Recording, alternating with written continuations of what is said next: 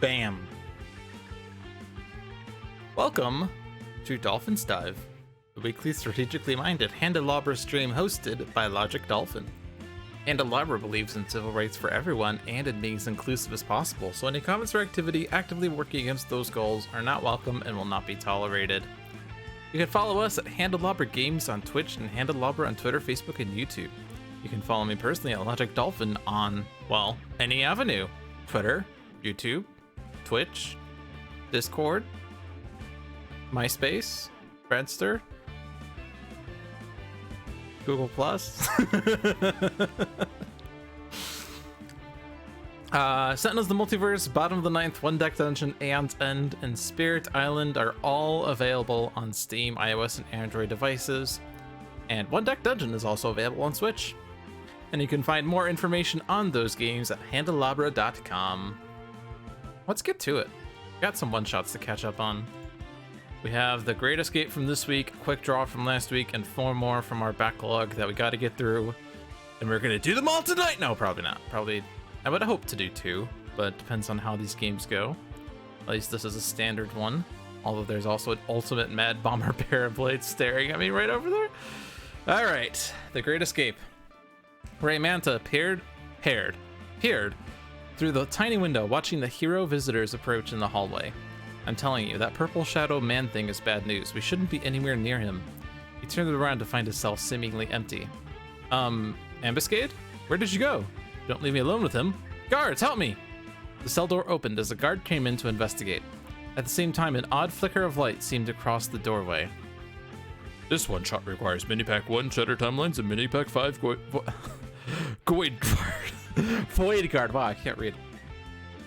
Minipack 1 for Unity. Shattered Timelines for the block. Minipack 5 Void Guard for Void Guard Writhe.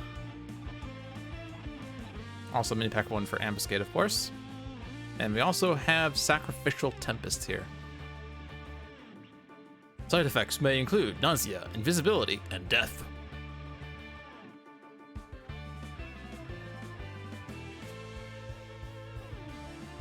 Alright.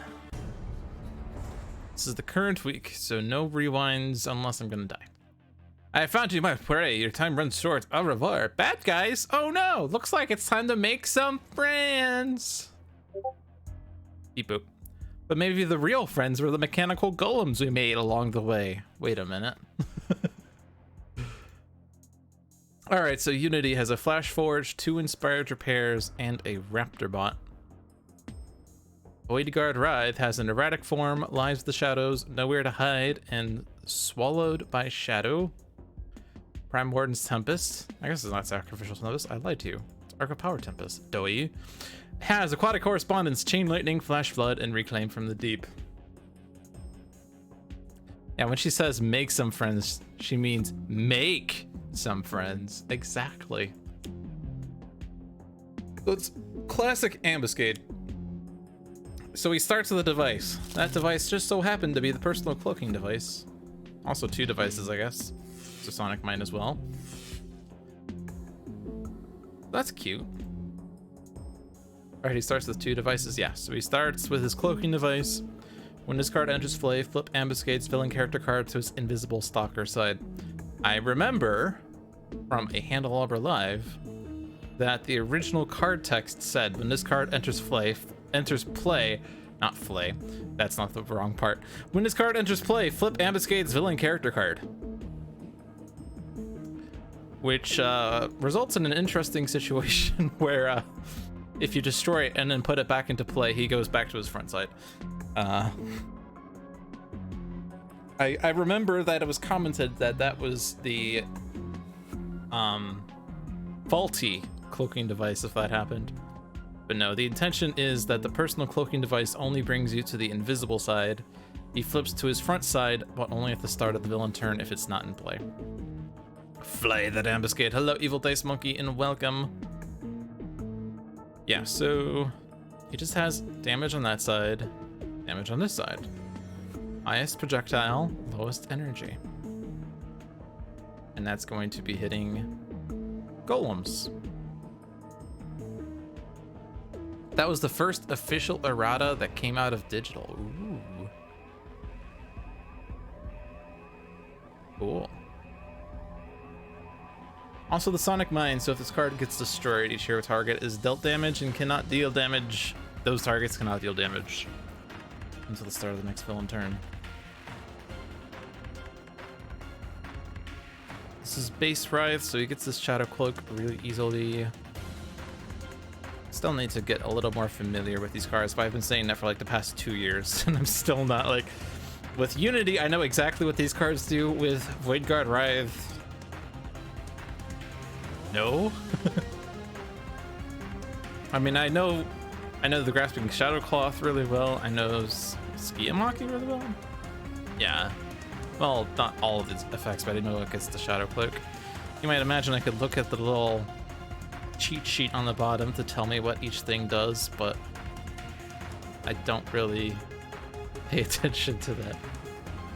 Yeah, at this point, don't bother because there'll be a new edition before I'm familiar with them. Yeah, the definitive edition.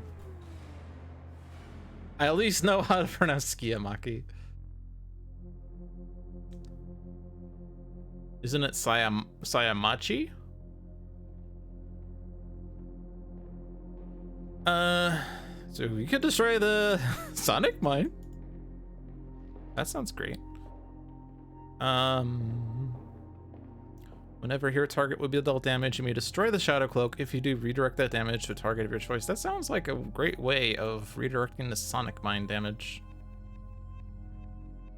And if the Sonic Mine hits itself, does it then not deal damage anymore? I mean, that's how that works, right? Okay, so I'm not 100% sure what I'm doing just yet. I'm just looking at cards.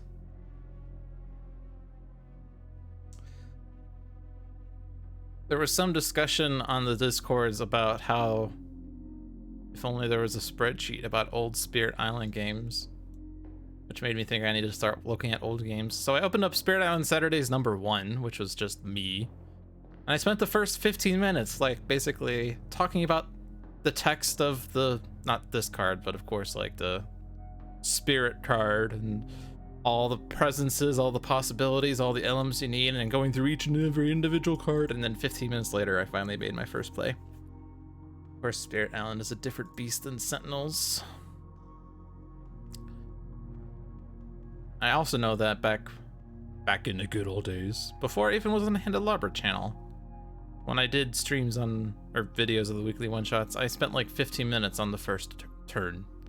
Because I always have to like figure out what I'm gonna do with all the heroes before I proceed with the first one. So destroying the personal cloaking device gets him back to his front side, so that he brings it back, I guess.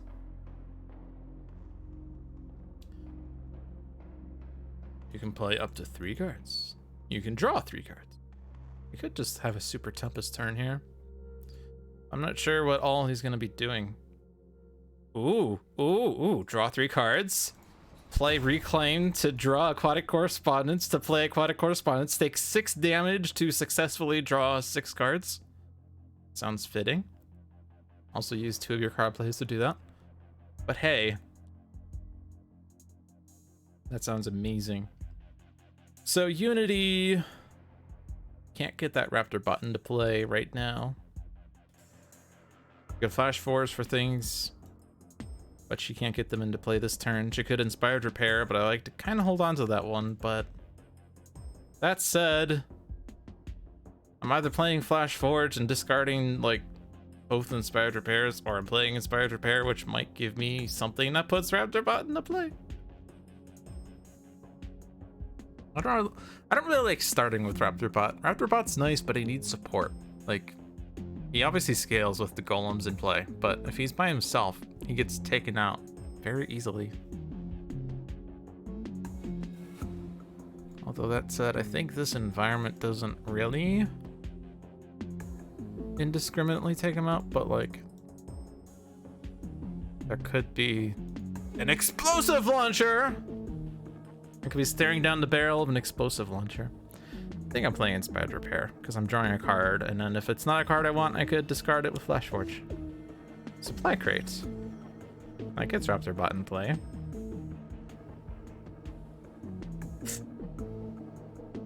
I could also just Flash Forge, even though I just played Inspired Repair. I could Flash Forge.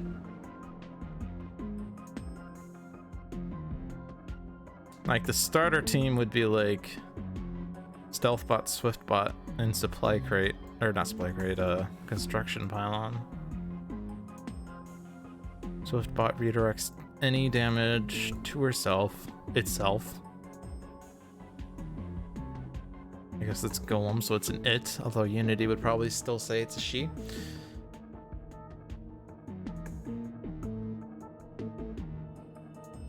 Doesn't help with the sonic mine damage, doesn't really help with that much. It would help with pings, but there's not really much pings.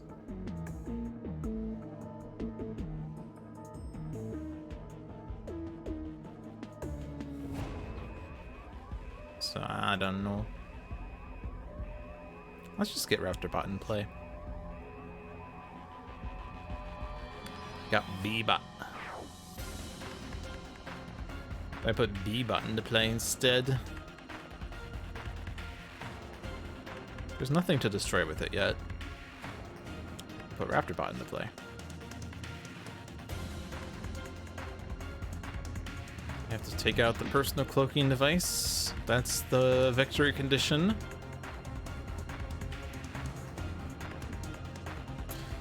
And if we're destroying the Shadow Cloak a bunch, Erratic Form is nice.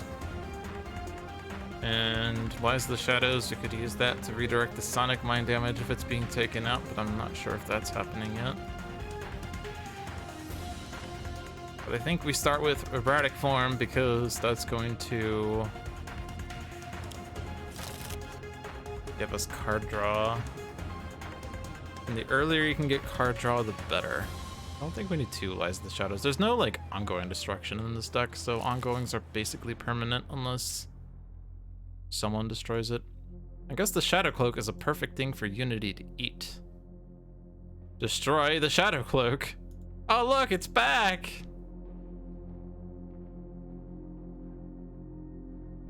It reminds me of, Scholar. Like, I remember from the letters page, like, back in the early days, it was like, Wager Master wanted the Philosopher's Stone, so Scholar gave him the Philosopher's Stone. Wager Master went away, and then someone said, "Why'd you do that, Scholar? Why'd you give away the Philosopher's Stone?" And Scholar's like, "What, you mean this?" And he still had it. Because it always comes back to him.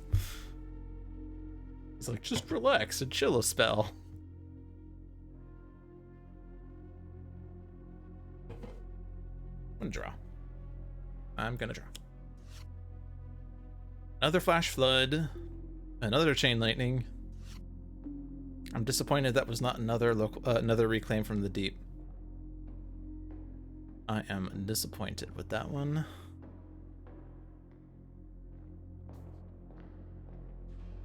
The Philosopher's Boomerang.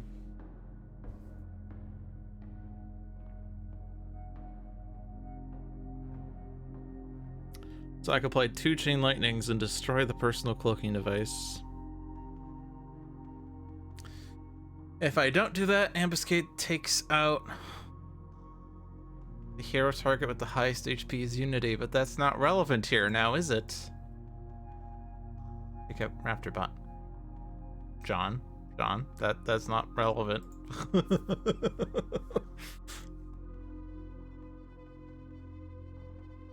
But it is also, this is a good AoE card is the problem. What did you do this time? At the end of the villain turn, Ambuscade deals the hero target with the lowest HP 2 energy damage. Let's take a look at who the hero target with the lowest HP is.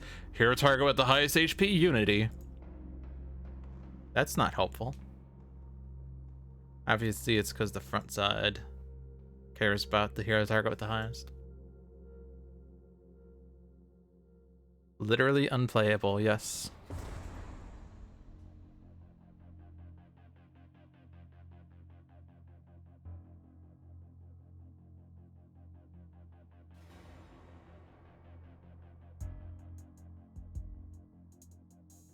I'll make a note.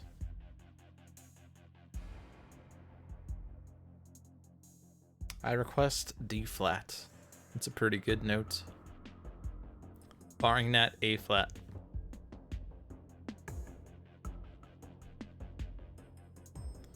This was a fun one shot.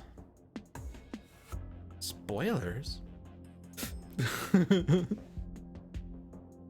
But hello, Iron Moose, and welcome! I'm just spending a million years deciding whether taking out the cloaking device makes sense right now or not. It could save Raptor Bunt. It could also come back immediately. You could be like,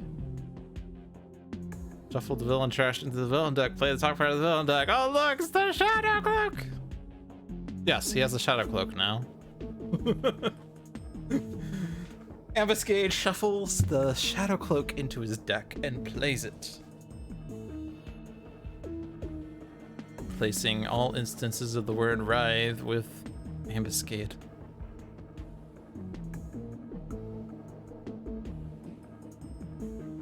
That's a lot of hit points to take it out, though. I'd have to take 6 damage. And use up both of my Chain Lightnings.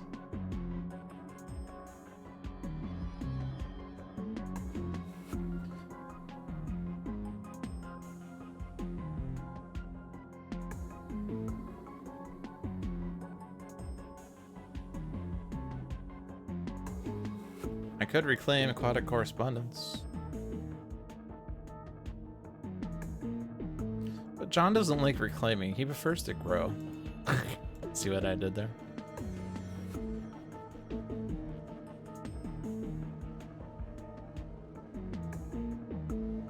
We could also wait until we get the second reclaim, and then we could reclaim the reclaim, and then reclaim the reclaim, and then reclaim the reclaim.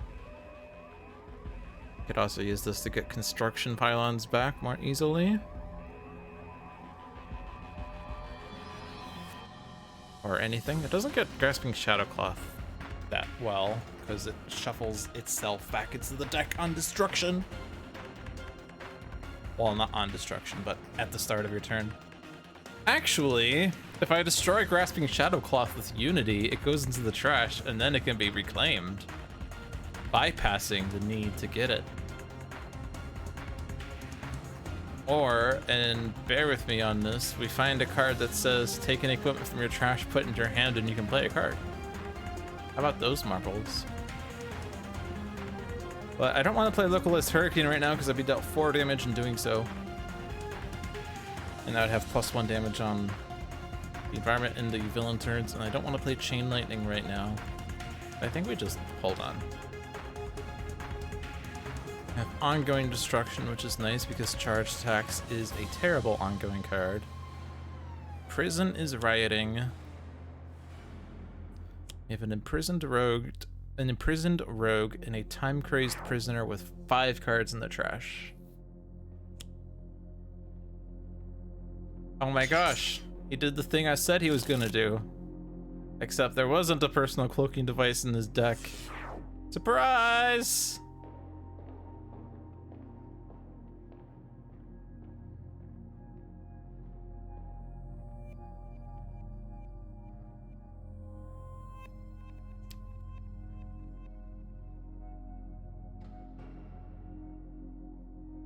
Probably want to leave the Shadow Cloak in play to destroy it with Unity. So we're not... Actually, I can't even destroy it, right? It's just the first time you do, yeah, just discard. What am I talking about? I'm thinking about Lies of the Shadows, I think.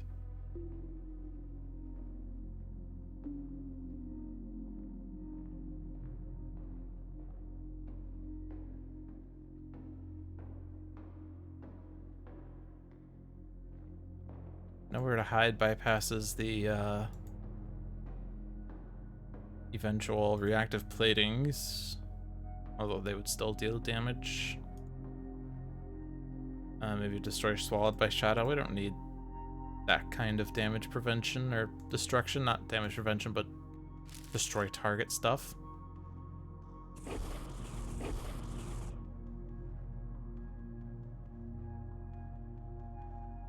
So even though I'm destroying Shadow Cloak, I might still just Shadow Forge Alright, this is a Game of Sentinels where everything is a shadow card.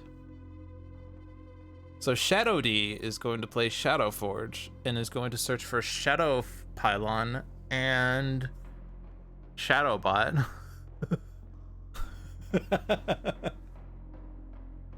She could play Shadow Crate, but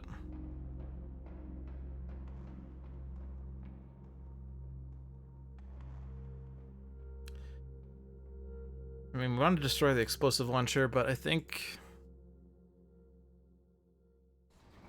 probably the time crazed prisoner. Well, no, never mind. He deals second highest. I thought you were the one that deals the lowest. Deal the target with the second highest, which is Prime Warden's Tempest or Unity. But that could just be flash flooded. You think that's a thing in Fortnite? The Shadow Crate. But first, we have to take you to the Shadow Realm.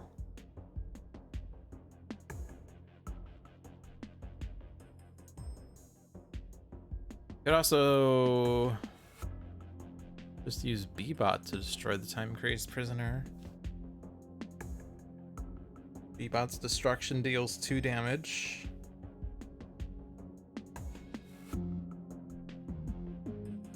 If Tempest plays Localized Hurricane, he deals 3 damage, or he could deal 4 damage. 2 plus 4 is 6. Hashtag math. That would take out the explosive launcher.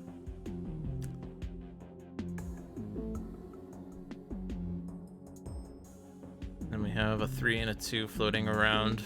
3 could go on the personal cloaking device. 2 on the imprisoned rogue.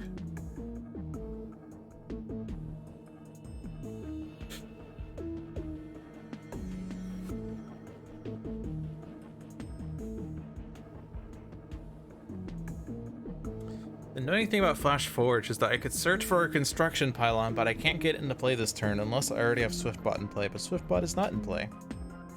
And I could Flash Forge to find Swiftbot in construction pylon, but I can't get the construction pylon in play until Swiftbot is in play.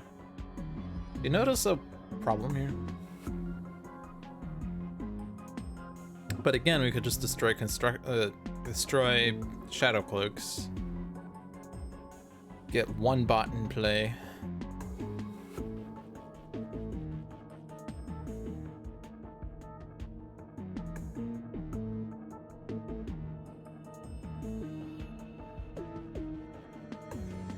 If I Flash Forge for Platform Bot deals 3 damage. Then Localized Hurricane does the 3 damage.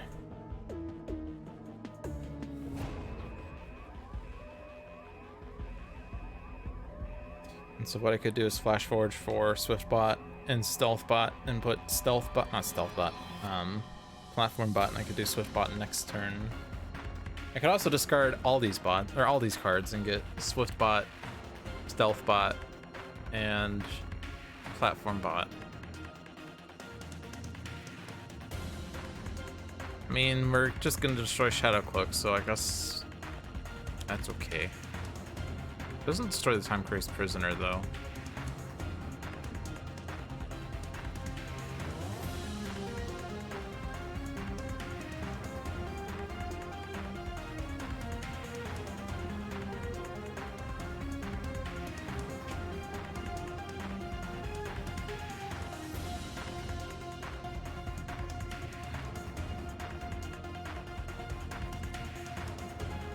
I'm discarding these 2.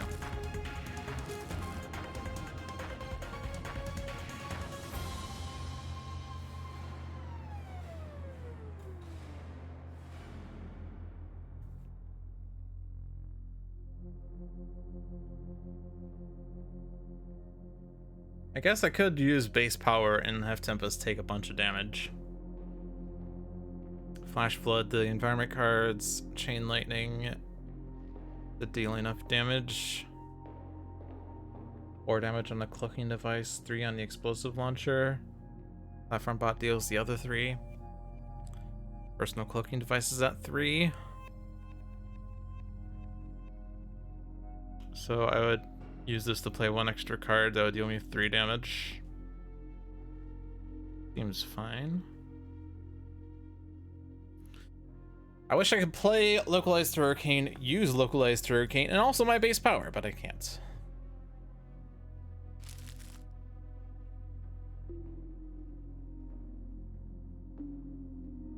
Platform bot. Swift bot. Stealth bot.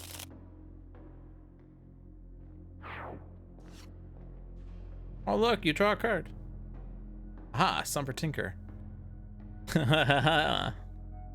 That's a way of doing stuff. Hey, construction pylon. It's a happy ending.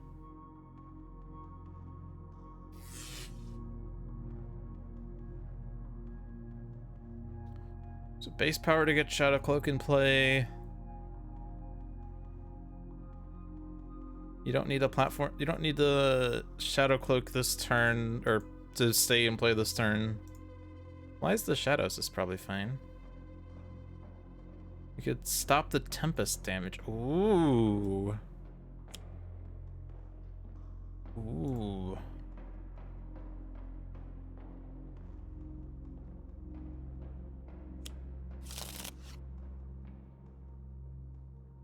Hey, look, it's Sayamachi. Yeah, I can redirect the Sonic Mine back to itself. Mm-hmm.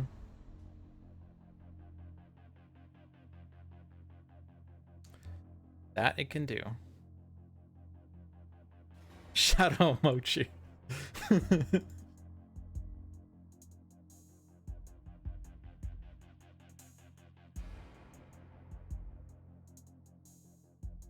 One target deals itself damage.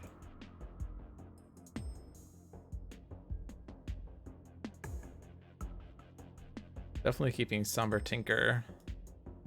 I'm probably not playing Darkly Dreaming because it's a bit difficult with Sonic Mine. I know there's the Shadow Cloak thing, but I'm gonna get rid of that one. No, I don't have to discard, but this gets through your deck so much faster. You can find the cards you need faster. That's why I find it a little confusing when people say things like, I don't want to discard any of these 4 cards. You almost always have a bad card when you have 4 cards. Like, people don't like playing Chrono Rangers, I forget what it's called, but the card where every player may discard a card and then Chrono Ranger draws cards equal to the number of cards discarded this way. I can't play that because I have to discard a card on my other players. Just discard your worst card.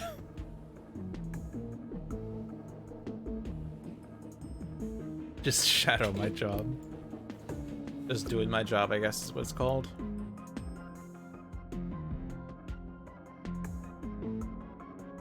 But yeah, if I do Chain Lightning, 4 on Personal Cloaking Device, 3 on Explosive Launcher, 2 on a target of my choice, but then if I use Arc of Power, play Flash Flood, and the environment deals Tempest 3 damage, but I hear target will be dealt damage, so I can destroy the Shadow Cloak to redirect that to the Personal Cloaking Device.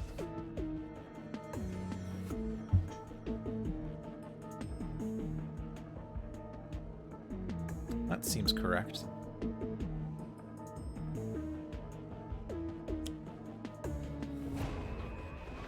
At least the numbers line up, which makes me feel good. I guess if I played the card second, I could take out Sonic Mine and we'd all be dealt damage. I don't want to be dealt damage.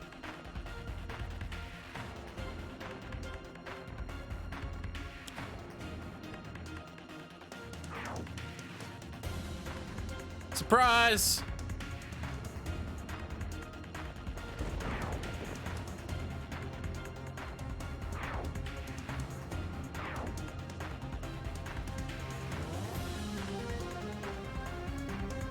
No one to hit.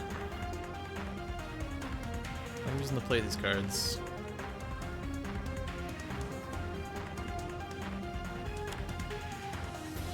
Char.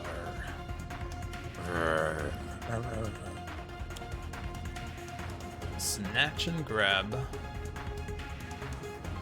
Well, Tempest is gonna have a +1 in a second, so it might be fair to hit Tempest here. Char deals 2 and 2, which is atrocious. I guess it could just be another flash flood thing. Yeah, let's do it on Tempest. He's gonna have a +1 in a second, so I don't want him to be highest.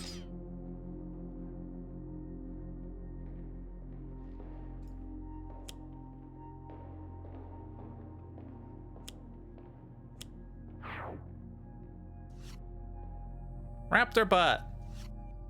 Cryo butt! Look at all of these things that are going to be made from Shadow Cloak parts.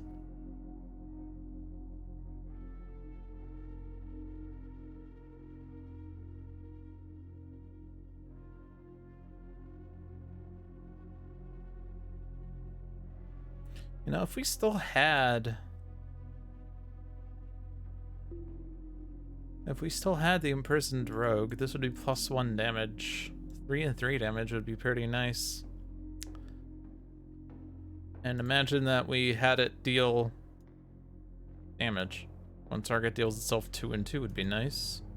A target deals 3 targets 3 damage each, although he doesn't have the Shadow Cloak in play. I don't think it makes sense to deal 14 damage to Char. I also don't really want to play Flash Flood. One thing we could do is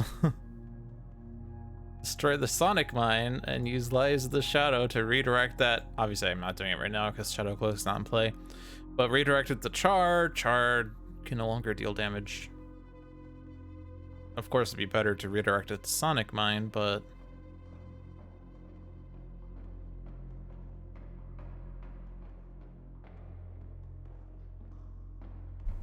that just feels amusing.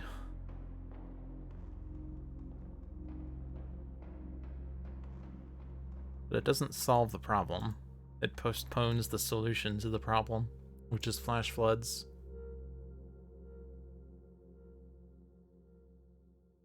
Here's where Bebot would have been nice, because Bebot gets hit by Char and then blows up Char, leaving him nothing but a Char.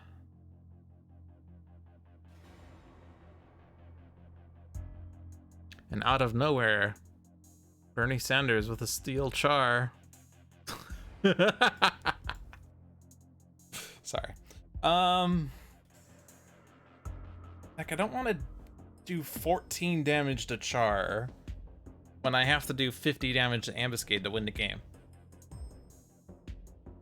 Like, doing damage to Char that could otherwise go to Ambuscade is making this game 25% longer, right? So...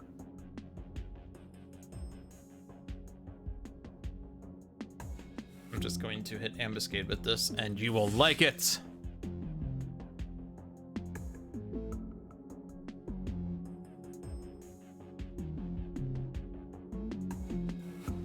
So, like, these cards don't do anything right now, because my only power is to get Shadow Cloak in play. Literally none of these do anything. Literally none of these do anything. I guess we could play Somber Tinker, but I want to use that to get... to someday get Grasping Shadowcloth in play from the trash after Unity destroys it. I just find that hilarious. I just want to do that so badly. But none of these cards otherwise do anything except some number of damage.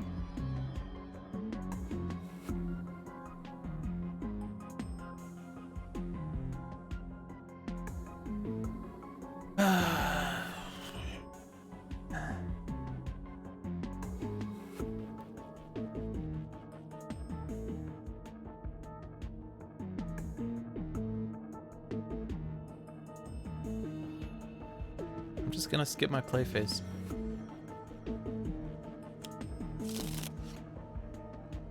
Oh, look, a card that destroys an environment card. Go figure.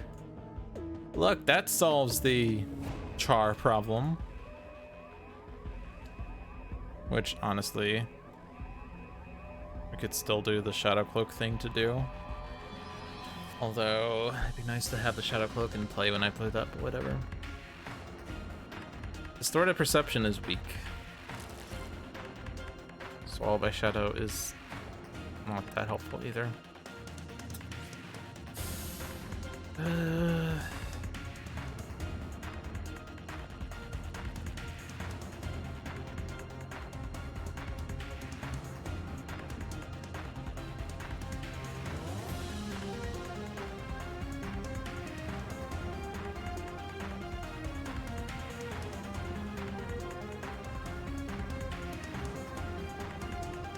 Is the char problem that there are not enough chars in play? The char problem is that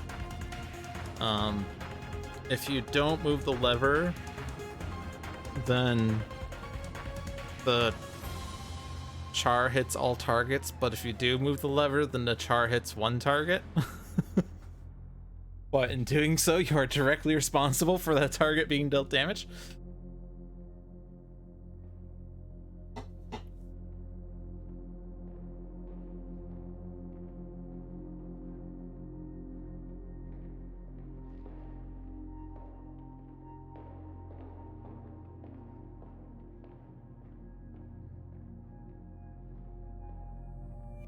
So what if I do destroy the Shadow Cloak? Char hits each non-inmate target, so he hits Ambuscade, then he hits the Sonic Mine, but then the Sonic Mine deals damage. But then Lines the Shadow says redirect that to a target, he redirects it to Char.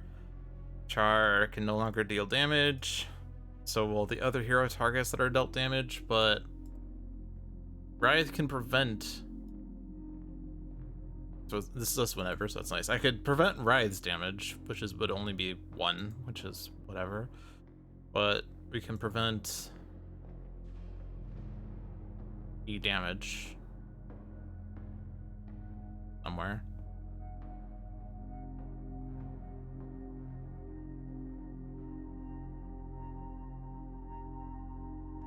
More tempted to save heroes than golems, but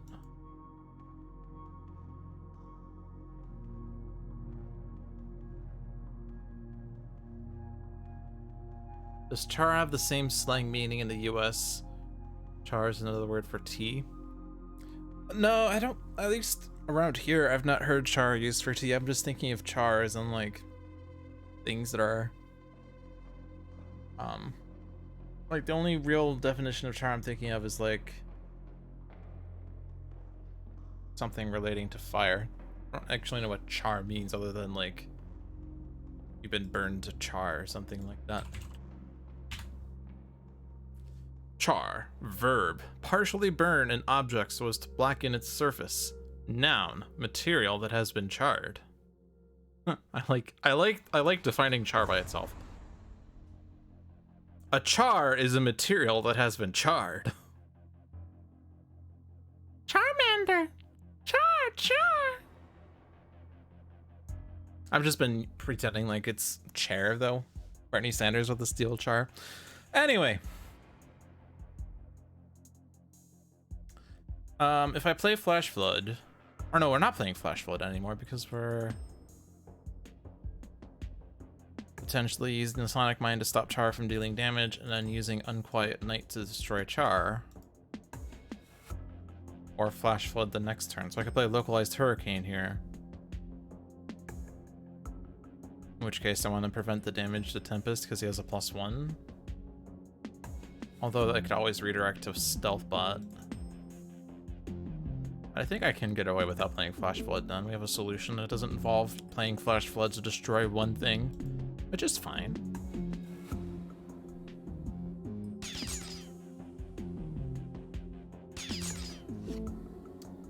Aquatic Correspondence, Gene-bound Shackles, Vicious Cyclone. So it's basically over. So you hit Ambuscade. And we don't hit anything else. We hit the Sonic Mine. Sonic Mine goes off. Writhe prevents it. Does not destroy the Shadow Cloak here.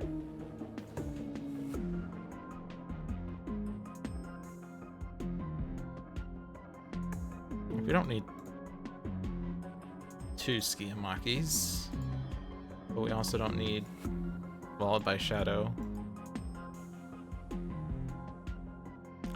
We don't redirect. We discard Swallowed by Shadow to prevent the 1 damage.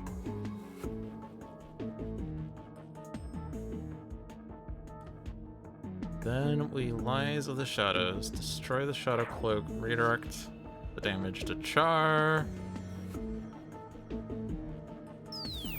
Char cannot deal damage. Stealth Bot takes the damage. Platform Bot takes the damage. Swift Bot takes the damage. Unity. Yeah, Unity's healthy.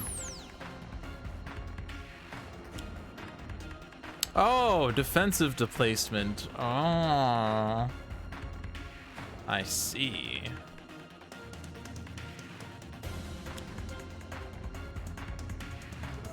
Plus he heals.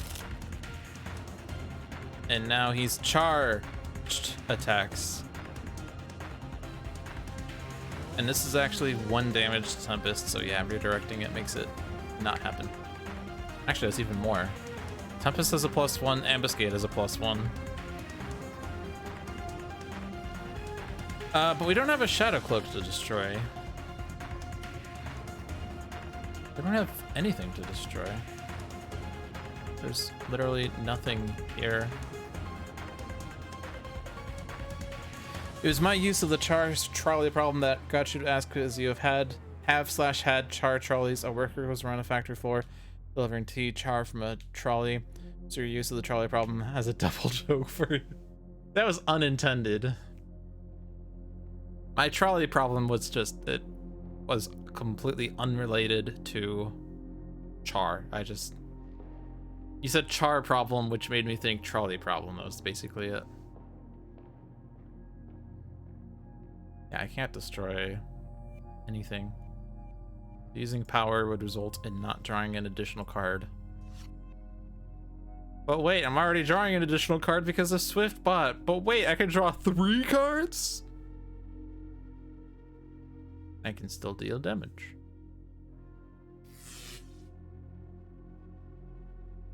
So interestingly, except for the fact that Tempest does have a +1, this isn't actually doing anything now. But we also aren't doing anything right now. And there's a charged attacks here, but we do have a ball lightning.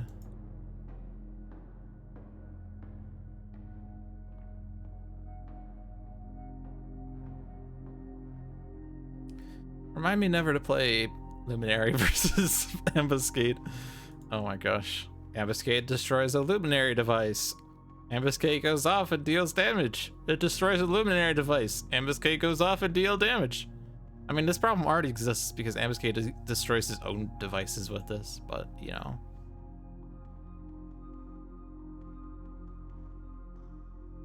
On the other hand, it potentially wins the game if you just keep destroying Luminary and Ambuscade devices and you watch Ambuscade take himself out. But we're not in that situation now, are we?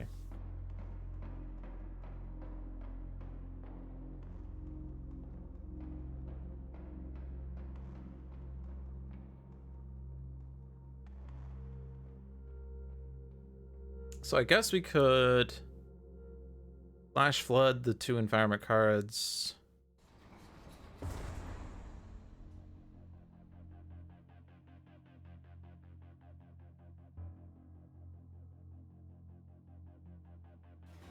Alternatively, we don't. I mean, Tempest doesn't take damage because of Stealth Bot, actually.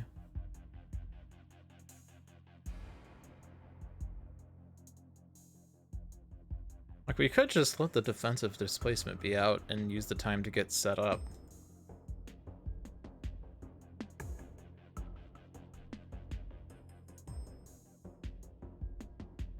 I mean, so if lockdown comes into play, it destroys Char.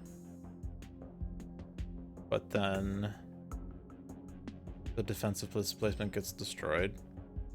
Prison Riot puts other inmates in play. The only one that would be bad is Tom Curry's Prisoner, but that's destroyed by flash floods.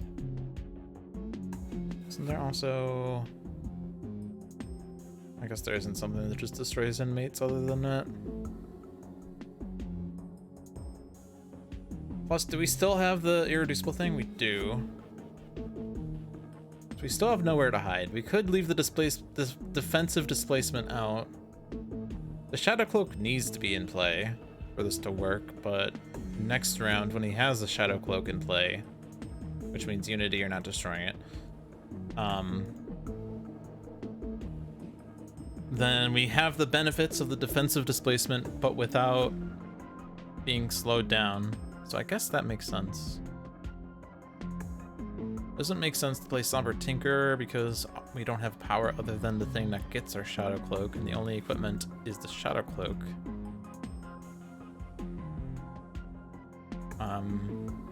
It could, for whatever reason, play Skiyamaki, but that does not serve any purpose.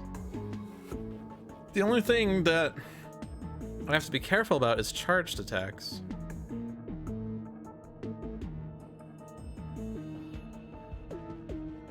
But his base damage is 2+1. But that would redirect to Unity. Is his other side irreducible? No. I guess it's the advanced rule that makes his damage irreducible on his flip side or something. Because I thought something about irreducible was happening, but it's not. So I could play Unquiet Night now. I could also play Unquiet Night next turn to then also play Nowhere to Hide. In which case the only thing that makes sense to play is Unnerving Target because the others I don't want.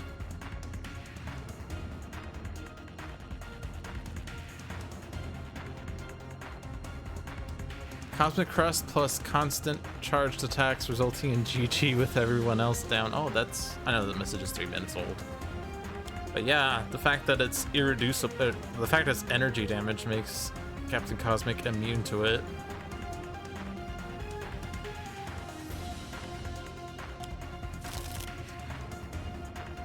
You may destroy any number of equipment cards, deal X targets 3 infernal damage. Or don't destroy anything and deal 1 target 3 infernal damage. I mean, that's a damage card at least. I'm gonna get rid of Skiyamaki.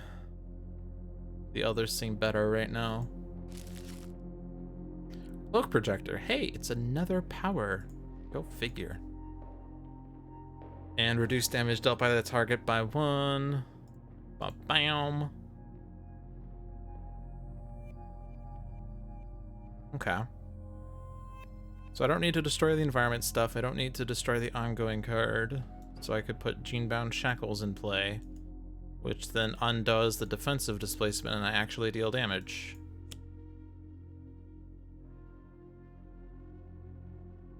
Well, I was already dealing damage, but now I deal more damage. I could also ping, yes.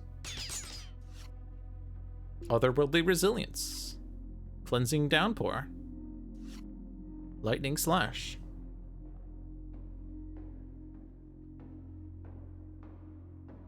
Nothing, nothing, nothing, nothing, nothing, nothing, something. But Tempest first. Not destroy.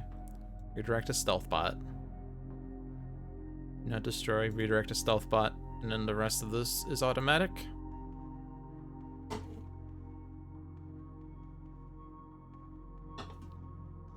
I'm glad I did not play Flash Floods on Char.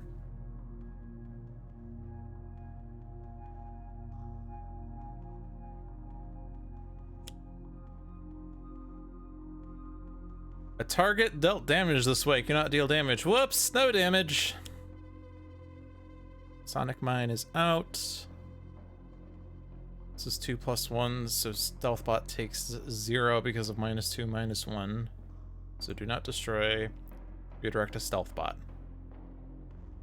Thank you, Stealth Bot. You've saved the day. So I play my 2 cards.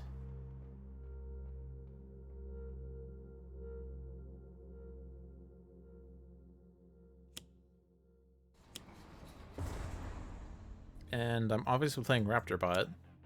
I don't think I play Cryobot. Sonic Mine is too dangerous.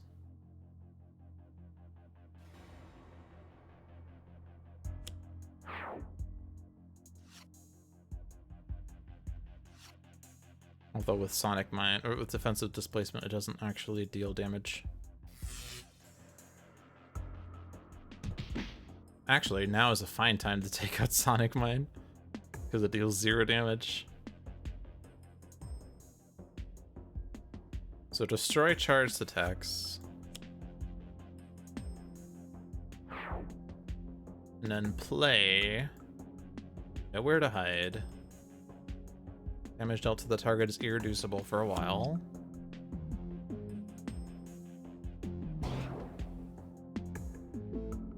I can use a power. And then my power face. And there's the Grasping Shadow Cloth. GG.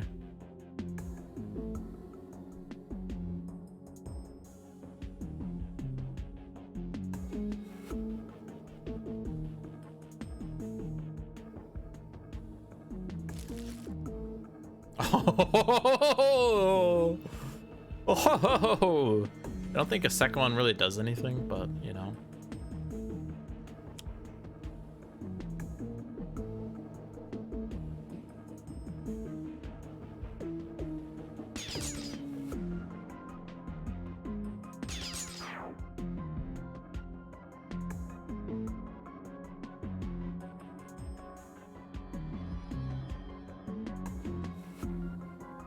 Yeah, it does get me free plays, indeed.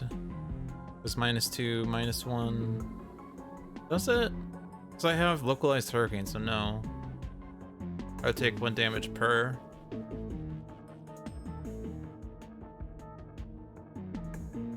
But if I didn't have the localized hurricane, it would. Oh, Stealth Bot, right.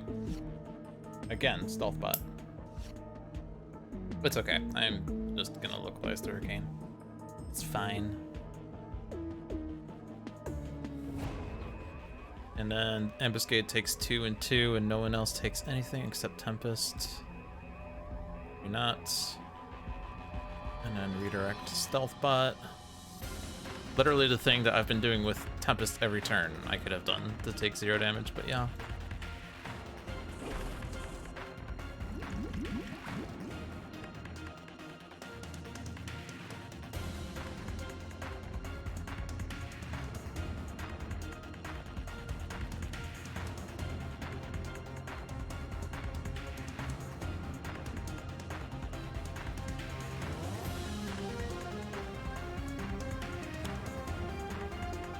Okay, Prisoned Rogue. So now Char is doing slightly more. It's a trap!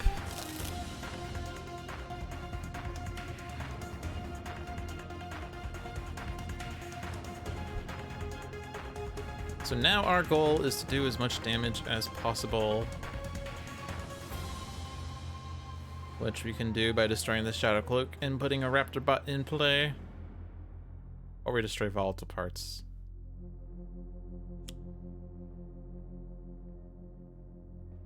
I just want the Raptor Bot. If I destroy the Shadow Cloak, though,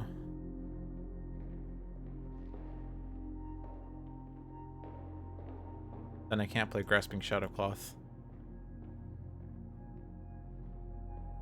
Assuming that Ambuscade's still alive after this.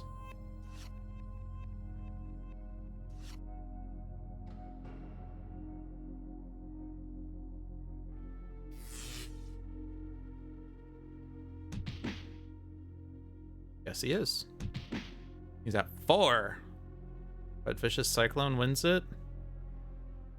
Can't make damage irreducible anymore.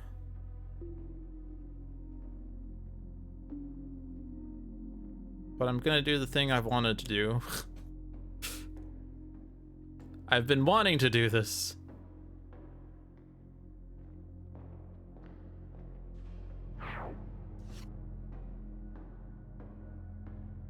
Hey, Fight and Fade actually gets me a Shadow Cloak and a play. That's nice.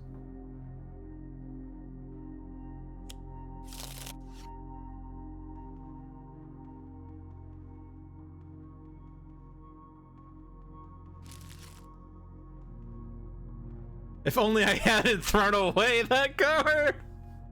No! No! It's over! Too late to apologize. It's too late. You know, going back to the question I had last week about why Faultless was reducing damage dealt to him by 1 when there was a way of ordering the effects so that he ended at an even number, not even an odd number. You can use Shielding Winds to reduce damage that's not currently 5 or more if you order it so you do the pluses first, and then it's at 5, so you reduce it by 2, and then you do the minuses. That's a card that works differently than how Faultless works.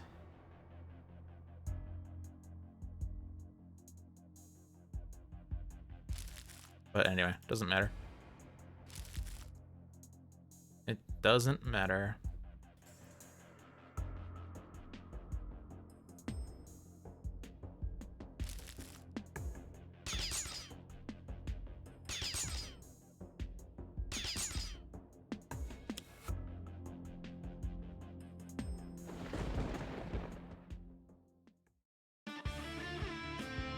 Mint. And everyone's at about equal hit points. That's cool. Alright, that was game 1. Now we go back to Industrial Automation.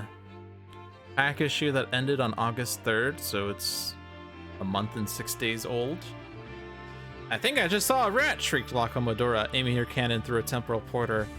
I think it used to be a rat, Haka said with a shudder as he backed away. This one shot requires Rook City and Oblivion. So, Omnitron in Pike Industrial Complex versus Freedom 5 Tachyon, Harpy, Eternal Haka, Comodora Curse of the Black Spot, and Freedom 6 Absolute Zero.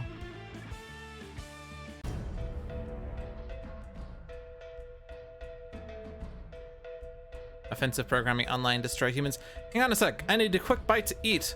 Okay, stopped a bank robbery on my way back. And what were you saying? Okay, stop bank robbery on my way back. And what were you saying? Would you like to see me run around the world? Would you like to see me run around the world again? This is Darkwatch Harpy. I can never tell what, based on the art, or based on the face, whether it's Darkwatch or not. Freedom 5 Tachyon has lightning reflexes, quick insight, sucker punch, synaptic interruption, Prime Warden's Harpy now. Prime Warden's Harpy is calling the flock, directed strike, Harpy Hex, and mystical outburst. The Eternal Haka has elbow smash, Haka shielding, mare, and punish the weak. Comodora has future tech deck gun, 2 Paradoha figureheads, and a rudder and a time stream. And Freedom 6 Absolute Zero has cryo chamber, Horfire, modular realignment, and onboard module installation. Right off the gate, I think a Paradoha figurehead on Absolute Zero is going to be pretty good. He starts with a module. He doesn't do himself damage, but it would make Horfire great. Well, Horfire was already great. It makes the great greater. All of these cards that she would play involves discarding cards.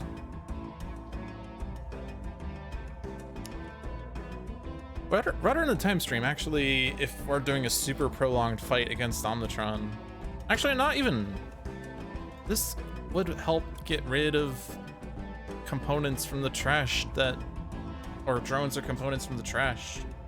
Makes his self-aware robotics factory inert.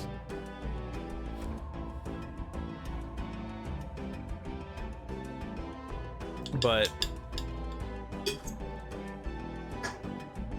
we'll see about that. He's playing 2 cards anyway. Okay, what's he doing? Good. EPE. And then the automaton drone. It's okay, we have a synaptic interruption. It's not advanced, so he's not doing a +1 or -1 thing. So the electropulse explosive, we just redirect its damage and just ignore it now.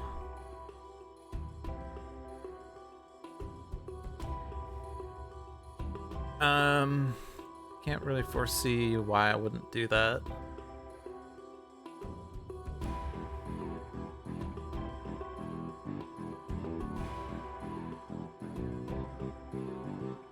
One thing we could do, since it is the self-aware robotics factory, and he only played 1 drone, we could destroy the automaton drone and put it on the bottom of its deck by using the rudder in the time stream.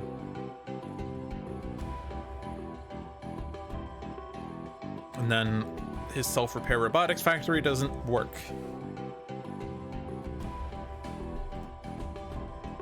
Alternatively, we deal it 4 damage so that it only deals 1 damage next turn. Because, I mean, if we destroy it, it's coming back because that's the only drone. So it dealing 1 damage is better than it dealing 5 damage. But it is reliant on dealing 4 damage to it.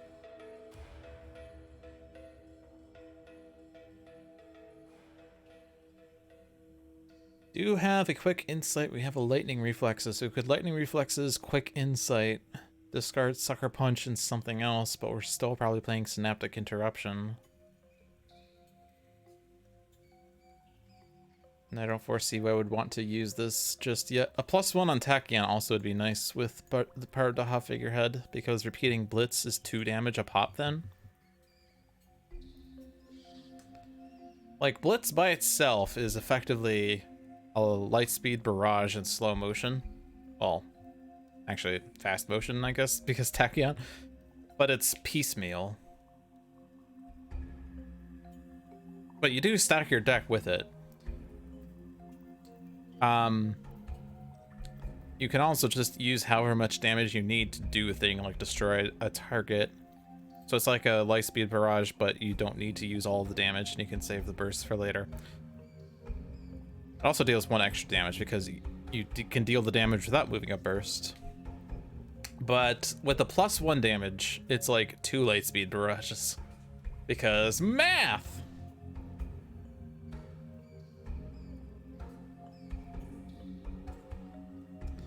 So let's see. We have a Harpy Hex with Darkwatch Harpy, so that's pretty nice. So that deals a damage twice. Plus you can get huge and immune in if we so wanted. I don't really foresee doing something else with that. But most likely the rudder in the time stream, or maybe not, I don't know. A lot of effort to move a target that could otherwise just deal 1 damage. There is the possibility that Omnitron destroys all the equipment cards, but I can't control against that. Probably just play Mare with Haka. We're doing the module. This deals 2 damage there, but it's after when we would use the rudder. So either we deal 4 damage and we're not doing rudder in the time stream, or we deal 5 damage and rudder it.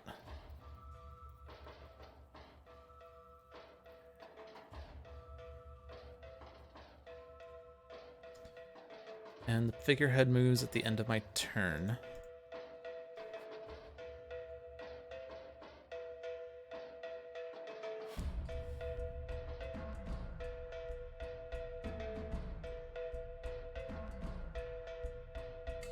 I think I want to save lightning reflexes and quick insight for another turn. because we're definitely playing Synaptic Interruption. And if I'm doing lightning reflexes plus quick insight, then I'm still playing Synaptic, and I'm not really getting anything out of that combo. And we need to deal 3 damage to you somehow, but I think 3, 4, 3, 4, 5, 6, 9. I don't know. I'm pretty sure I'm just doing this 1 damage here.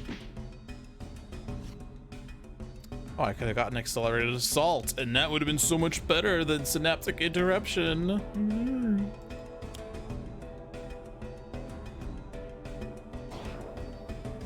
So now Mare would put it to 1. I think I'm gonna do the Paradoha Figurehead, because I feel like unless I find card draw here, I guess there's also 2 damage there, but unless I find card draw, I'm not going to be able to play all these cards. I mean, Feature Attack Deck Gun can be discarded, but I'm not going to be able to sustain the rest.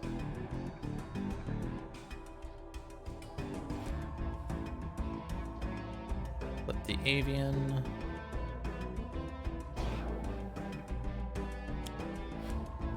Search my deck.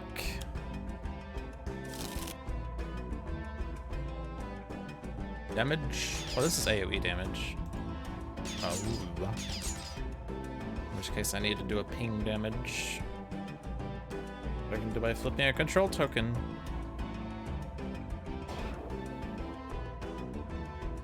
And before the environment plays explosive things. Chemical Explosion or Super Cool Trisolvent Bat or Escape Lab Rat. Actually, it's a 9 out of 15 chance. Maybe I do take out the Automaton Drone, because it's a 9 out of 15 chance that it comes into play with max hit points. On the other hand, leaving it out does put a target for the Lab Rat. Meh. We'll just do it this way. This works. Could have done damage differently to make it work better, but oh well. I don't foresee this to be a one-shot where you have to play the exact right sequence of cards and use the exact right powers in order to win. I know that everyone online insists that that's exactly how these one-shots work, that you have to do exactly the right card plays and exactly the right powers at exactly the right times, otherwise you instantly lose. I'm fairly sure that's not the case here.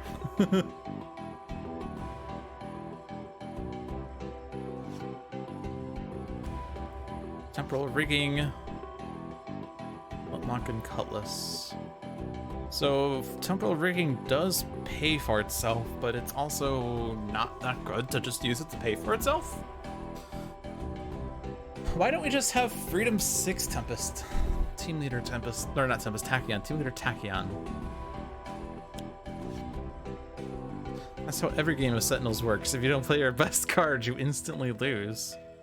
Right? Is there even anything that deals fire damage happening?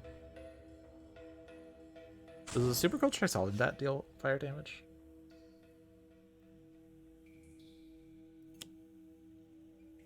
Nope. Well, okay, so that was gonna take out the Automaton Drone, so it's good that we got rid of it. Also, with the Super Cool Trisolvent Vat, we don't really want to play cards. We also don't have a means of destroying it.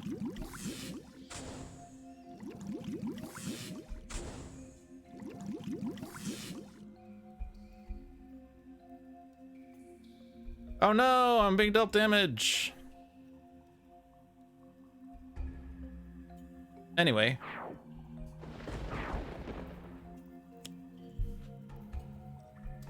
Electromagnetic Railgun. We deal 7 damage to Omnitron, then we get rid of it. Although it's not self-aware next turn anyway. Dang. We have no environment destruction here. Could quick insight and maybe find it.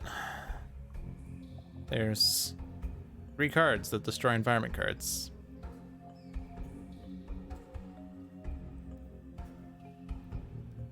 Do that, I have to play Lightning Reflexes followed by Quick Insight followed by blinding speed, which would be 3 card plays. So Tachyon's dealt 3 damage on a chance that she draws it. And I know what you're wondering. What is the probability of that actually occurring? Because I'm a smart person, it's a 24% chance. 24% chance that we find it.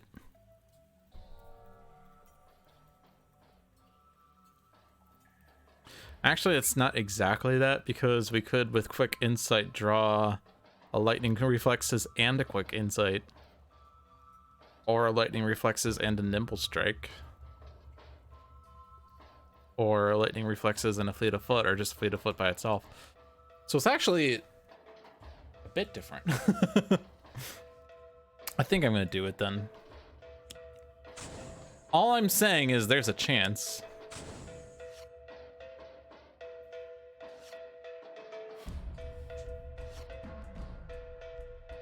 And it's gone.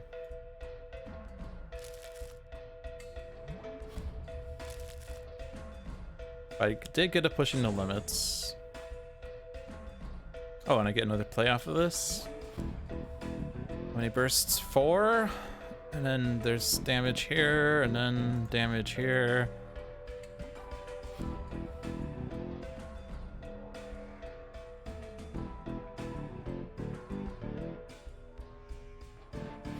Do you have Environment Destruction in your deck, Harpy? I did not think so. Or, and bear with me on this, we get Enduring Intercession.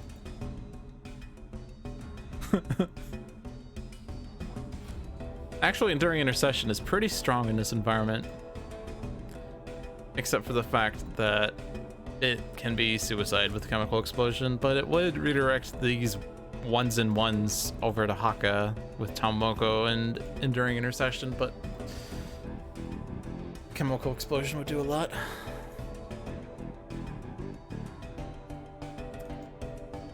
I don't think I need to play Sonic Vortex here. It deals 4 damage. I could also play it to take out a bunch of drones at once. It seems better.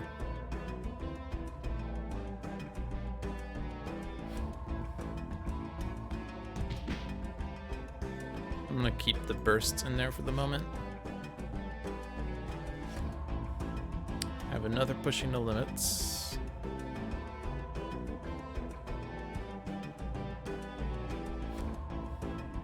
That flips 2 tokens, which deals 2 damage. And then I can discard a number of cards. I always misread this card. I didn't misread it here because I'm smart for once, but I always misread this card and assume that it means draw 2 cards and discard as many cards as there are avian tokens. But that's not what it says. It says up to as many, so you don't have to discard.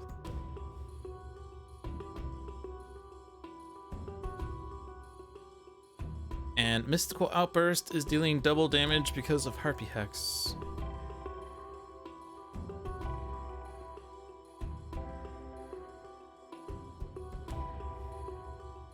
Uncontrollable Flock. Hey, wait, no, never mind. There's Environment Destruction. Never mind, we found the Environment Destruction. It's been sitting in front of us all along. It just required an Uncontrollable Flock. And I know what you're thinking. What the flock?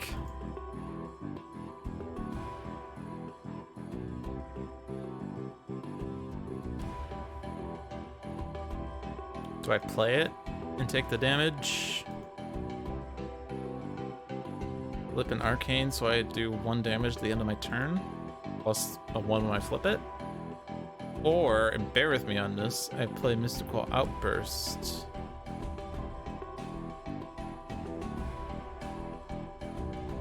Well, I play Uncontrollable Flock and then Refocus, flips an Arcane, but then I play Mystical Outburst. Flips 3 tokens, puts me at... Oh, but that would deal 4 targets damage.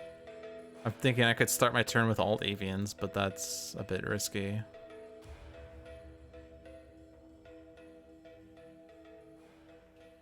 Could just play Directed Strike and then see what we get with it. And then use this power to flip a token back if we want it. That said, since we do now have Fusion and Munin, if there are 3 or more avians, projectile damage is increased by 1. So if I play this after Refocus, or use Refocus to play it, then there will be 3 avians. I could discard 3 cards and deal 6 damage. Actually, 3 more damage because I'm flipping avians. Well, 2 avians. 2 arcanes are flipping. Yeah, that. So 2 damage off the tokens and then 6 damage off of discards, but that would require me to discard 2 cards. Well, 3 cards. But I'm drawing 2, so it's discarding an additional card. Like in terms of volumes of cards, I would be losing a card there.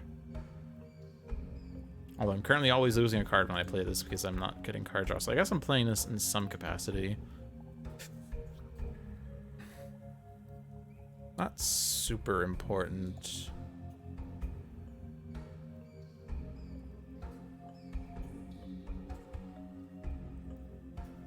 Yeah, and also with the +1 on this. I don't think I play Uncontrollable Flock then.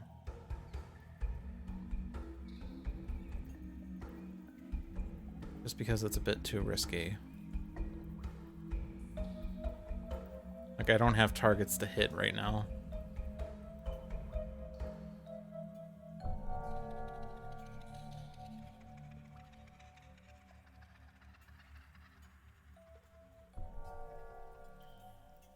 But I could play this immediately. It will flip 4 tokens. I deal 5 damage plus the 4. This is big damage turn if I do that.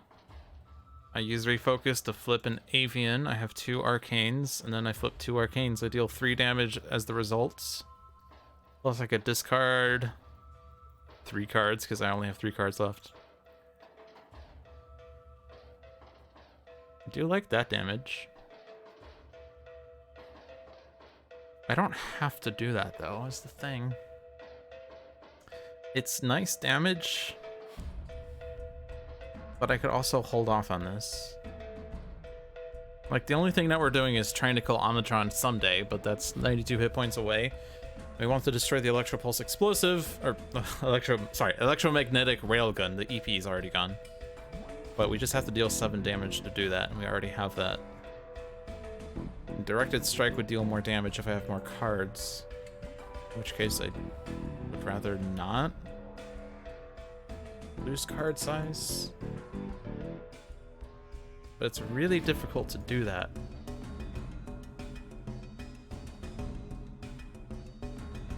I could just do this anyway. Use this for card draw and ignore the discard part.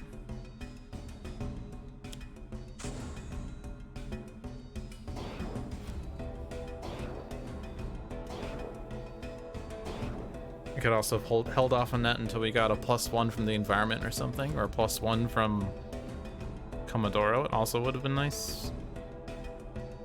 It's okay. It's still good damage.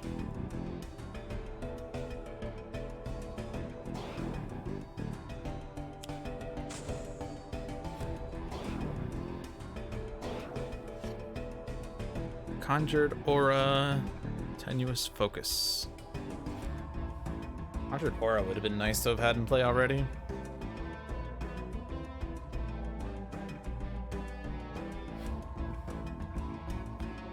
This is card draw, so I want it. Am I not discarding any of these? Conjured Aura and Uncontrollable Flock is kind of counter to each other.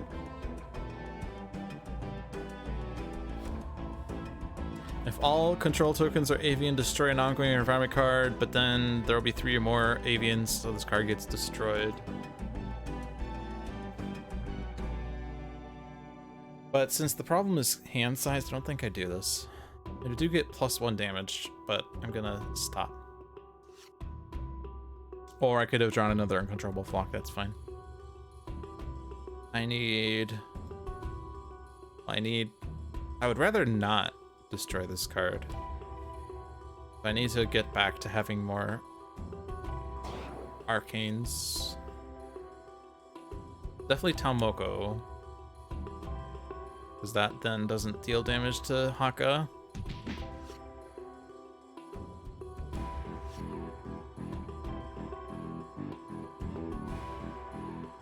Discard a card. Flintlock and Cutlass is rather boring.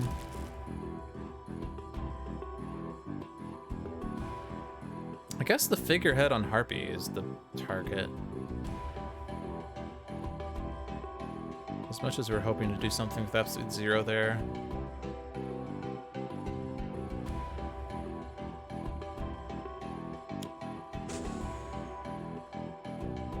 And we can move the component out of the trash.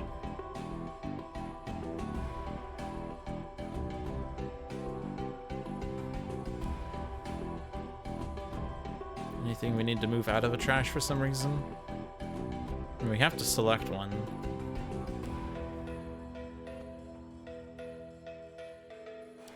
So we know that there's a card that plays the bottom of Comodora's deck, and if it was an equipment card, repeat the text. Yeah, so we don't want to move that one shot to the bottom of her trash.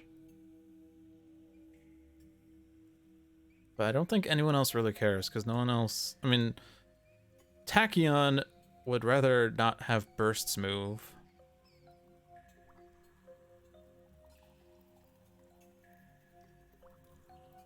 But, like, I don't think we have trash searches here.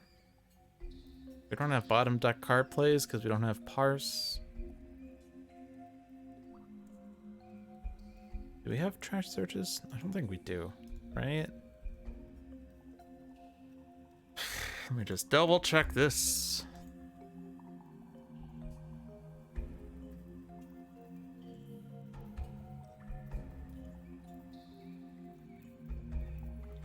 I mean, we do have a card that can find ongoings, but there's no ongoings in there.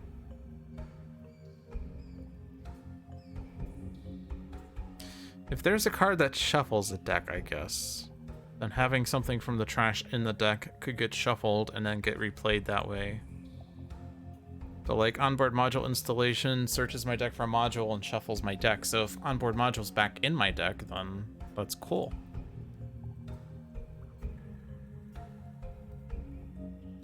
Haka doesn't have any of that, right? Well, he doesn't even have anything in his trash.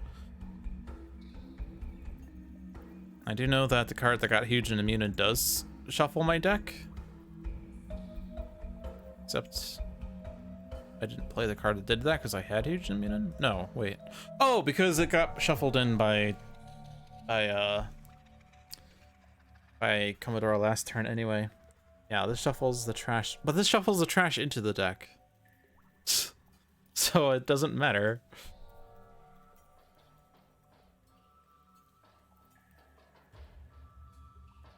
I mean, we could move lightning reflexes. Although that would kind of be counter to the blitz benefit of stacking our deck for next draw. Although getting lightning reflexes back and then playing a lot of bursts could be cool at that point if that does happen. That's ages away from mattering now, but I think a lot of this just doesn't matter. I guess Absolute Zero's benefit would be a bit more tangible, though.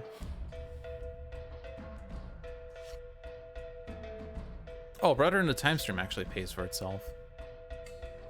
Just realized that. I forgot that the end part of the power says draw one card. So that's good.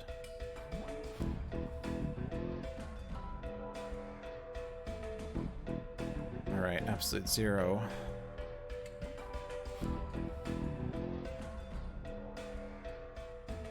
I think we play Cold Snap.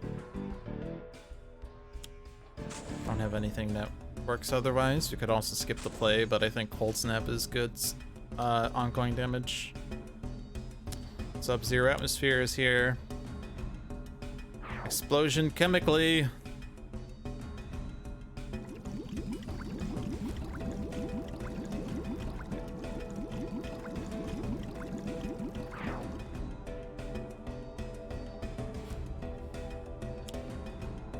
Destroy all equipment cards. Well, that sucks. Just as soon as I got the figurehead.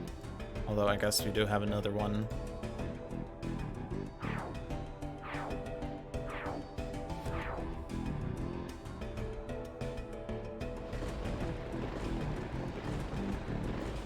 Did lose the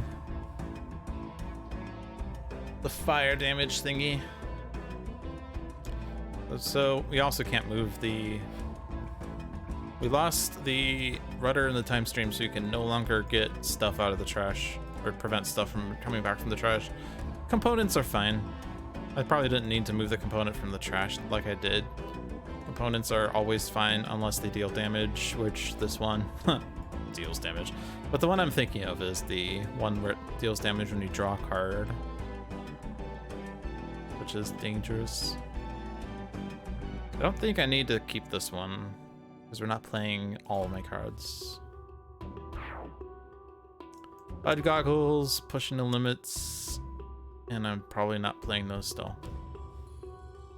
There's 4 bursts. I want to save Sonic Vortex for hitting drones. Save Lightspeed Barrage for better damage days. Do the 1 damage. And I don't need to move that. Blade of Foot is here. Okay, so Harpy didn't lose anything.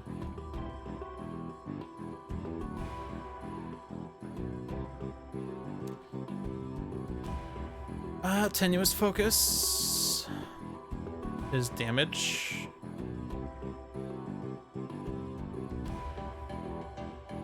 We kind of need a lot of flipping in order for Conjured Aura to be able to work.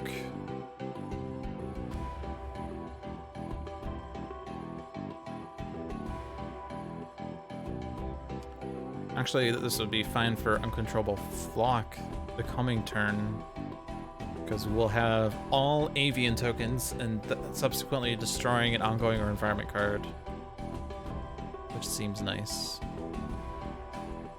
So it doesn't really matter the order that I do it. I guess Tenuous Focus might reveal something that might change my mind.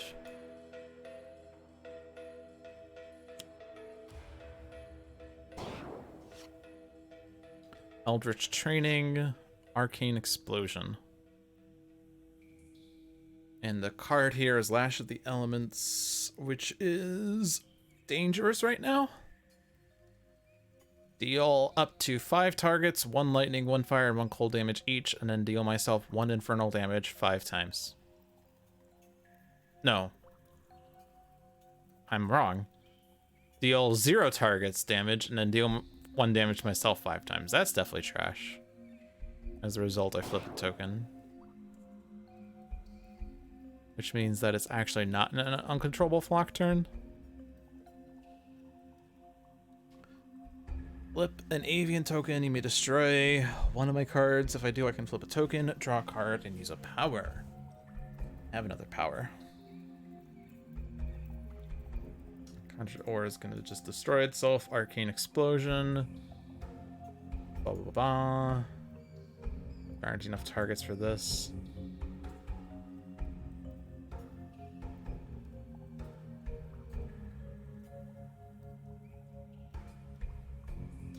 I mean, I could just play Eldritch Training to flip an avian and draw a card off of it, but then I don't get the other effects.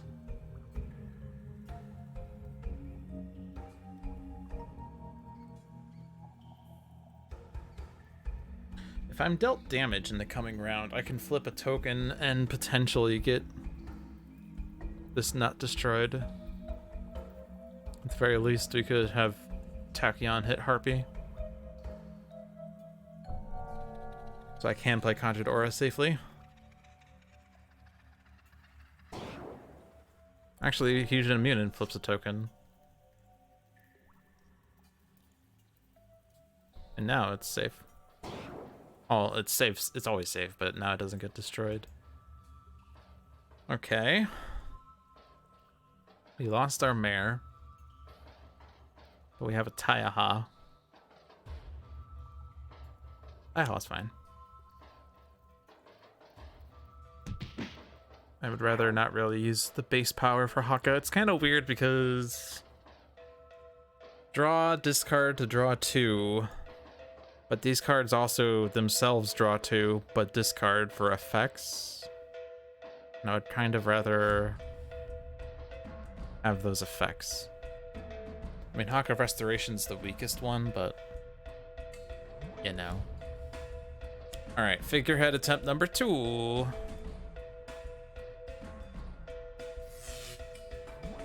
And discard the top card of a deck. Discarding off of Omnitron's actually slightly risky.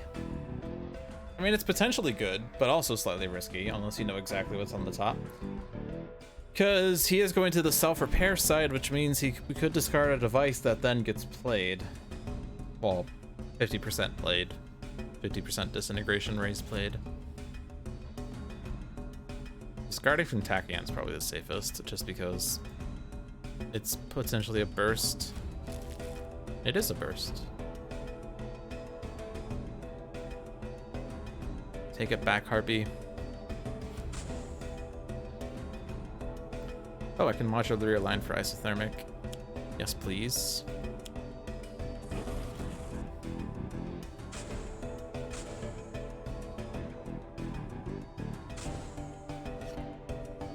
Focused apertures. Chemical explosion number 2. This time it's personal.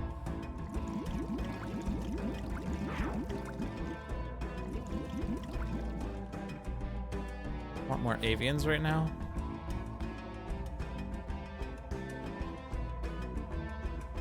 Or not avians, arcanes. Want to flip an avian? Now figurehead actually worked for once.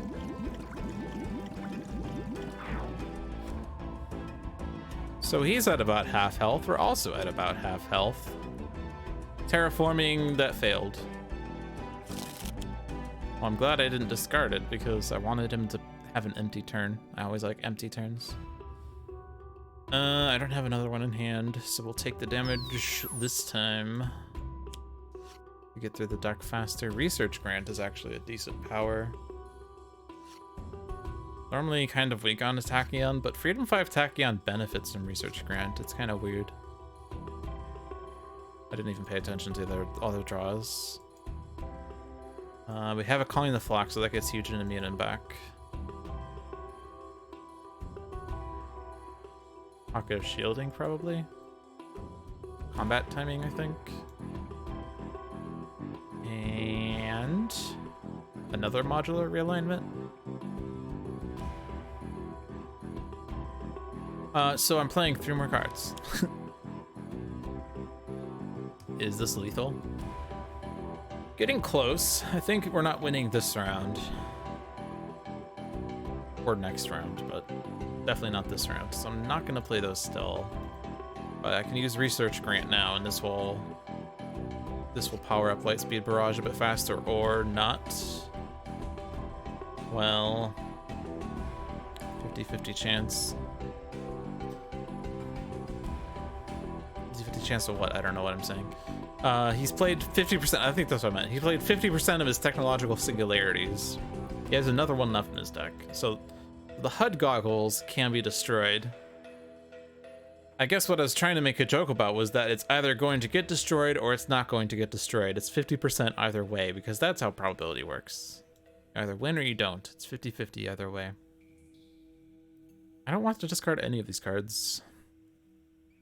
But Sonic Vortex is probably the safest one to discard. I want the Hypersonic Assault just because it either stops the EPE or it stops Omnitron from doing stupid stuff with his terrible cards, like stupid sedative flush sets, because destroying all hero ongoing cards wasn't a strong enough effect. It really needed an additional deal each hero target H+1 damage effect.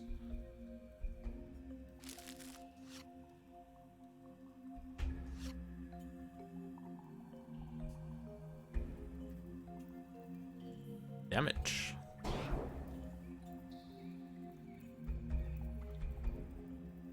So now what am I gonna do?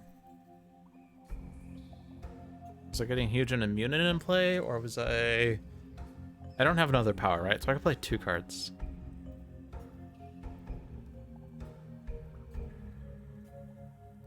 But Mystical Outburst is now really strong now that we have the figurehead. And we would like to play it off of the refocus. We do Calling the Flock first and then refocus into Mystical Outburst, and we do a bajillion damage. Fusion Immunin is in my trash.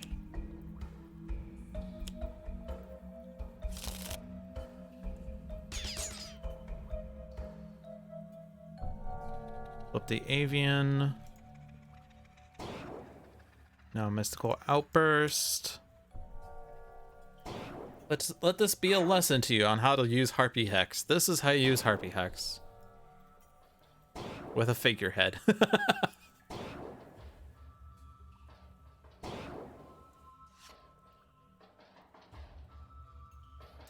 And yeah, now Conjured Aura is going to get destroyed unless we start working heavily on getting this back.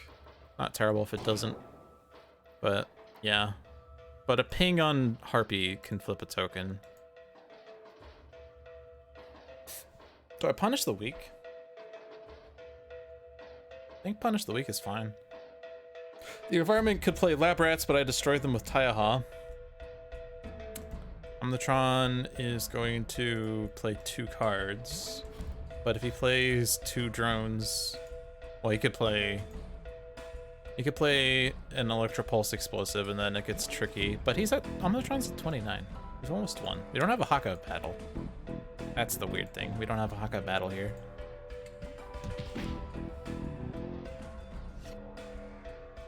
We have a Rampage. So we have that going for us, which is nice. Run aground, shuffles equipment cards from my trash into my deck, and then deals damage based on cards shuffled this way.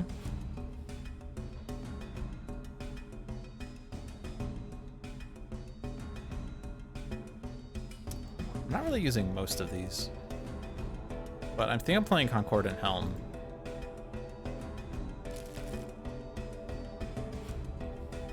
Just because it helps stuff.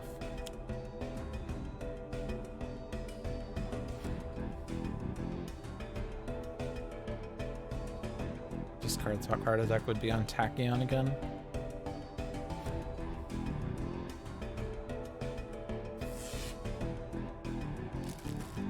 Move to burst. That's good. Maybe if we had done Lightspeed Barrage and used Blitz to great effect, Omnitron would be dead.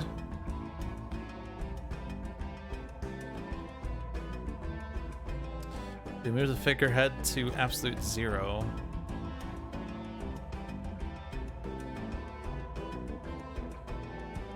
Deal 3 damage to Omnitron.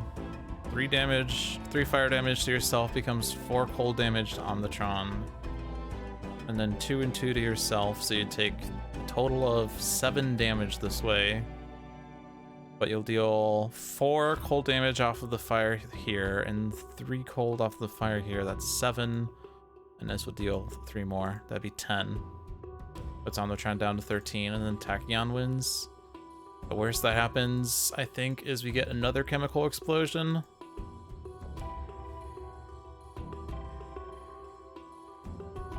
Actually, if it's Super Cold Trisolvent Vat, which deals 3 damage to Tachyon, followed by a Sedative Flechettes that deals 6 damage. Plus the fact that you're playing an additional card, so I guess you could also play Technological Singularity, which destroys the HUD goggles, and then Tachyon's dead.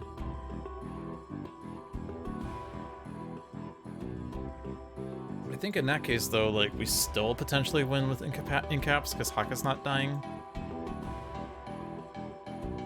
I mean, Absolute Zero would be dying in that case. But if we're losing equipments, then it doesn't matter where the figurehead is. We'd rather benefit it by putting on Absolute Zero. I could put it in the Pike Industrial Complex. I could put it on Omnitron. Increase damage dealt by hero targets in this play area by 1. Maybe someday there will be a hero target in a villain play area.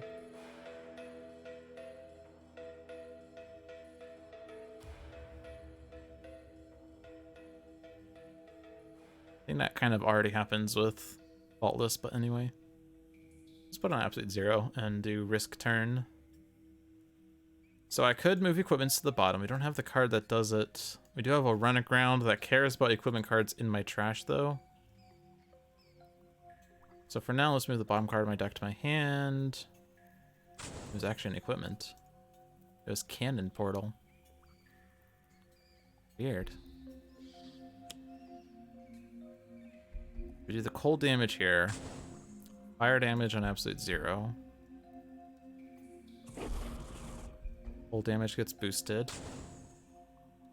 And then he deals himself 4, but then deals 3 to Omnitron. And then last licks in here.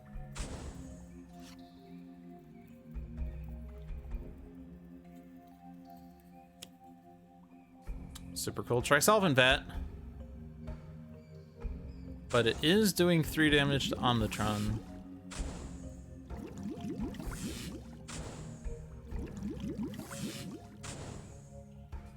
Oh, but I only do this the first time.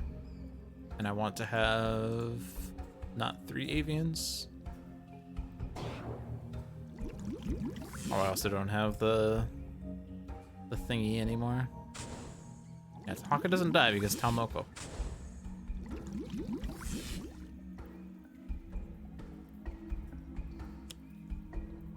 Adaptive plating subroutine makes it a bit more challenging. Assault drone is totally fine. How do we win the game at this point?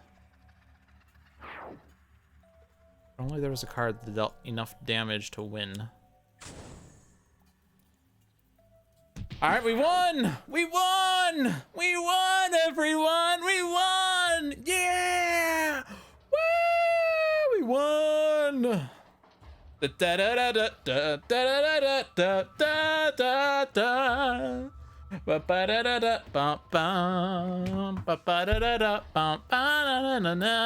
Wait, why am I not hearing victory music right now? This seems like a bug.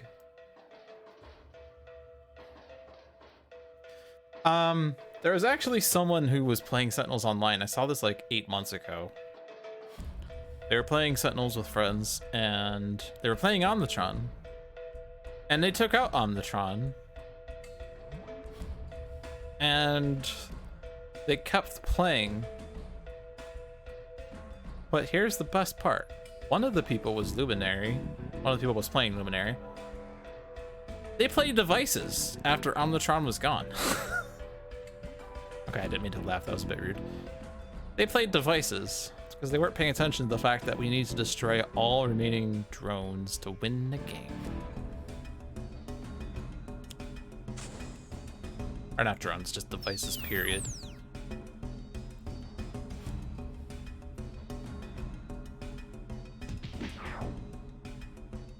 So like there was an empty Omnitron play area, but Luminary just kept playing Devices and the game never ended until I said something. And then they said, oh, is that what's happening? To be fair, I don't know if there's actually, other than the thing you have to toggle, I don't know if there's actually an in-game display that says you need to remove all devices to win. Because it's on the character card, but the character card's gone. Unless it's in the trash. Is it in the trash? No, it's removed from the game, right? Is it removed from the game? I don't know.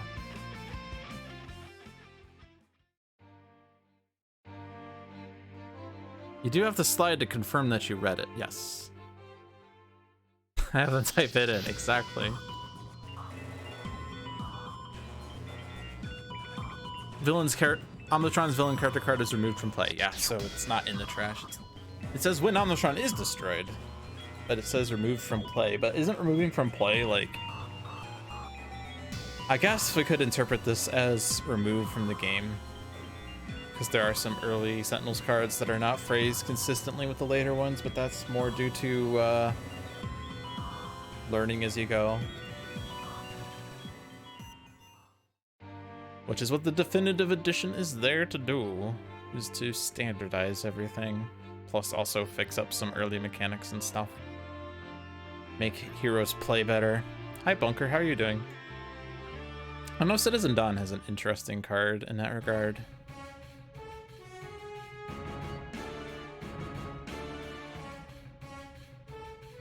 I forget which one it is though.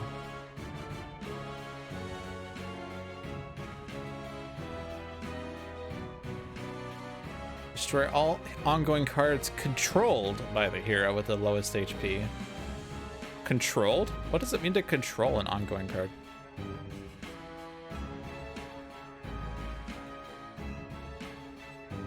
Yes, I know it's early game.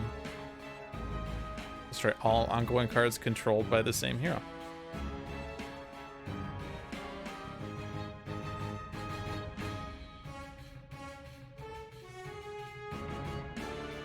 Where was it? I thought there was something that said...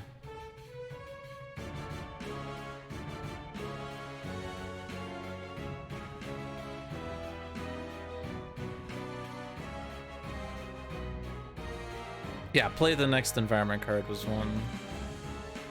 I'm fairly sure there was a card that said something like...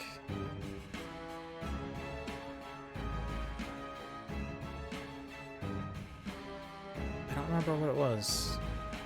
It had something to do with ongoing cards, I'm fairly sure.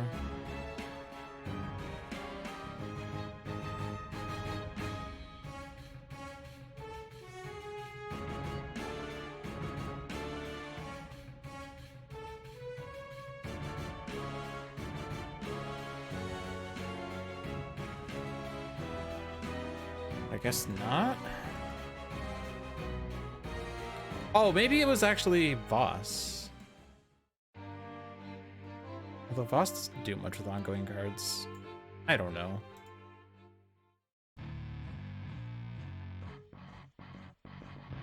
Oh yeah, this card deals the hero with the most ongoing cards, 3 sonic damage. That's what I was thinking of. Because does it mean ongoing cards in play, or ongoing cards in their hand, or ongoing cards they have, like, ever? The ongoing cards that they have in existence? I mean, obviously it means in play, but... that's one of those things that became more standardized as Sentinels got developed.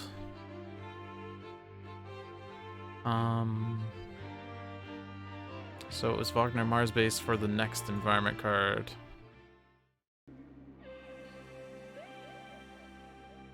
At the end of the environment turn, play the next environment card. I wonder if this could be interpreted to mean if there is a primordial seed on top of the environment deck, skip it and play the next environment card that exists in the deck. Clearly, Christopher and Adam were playing the long game there.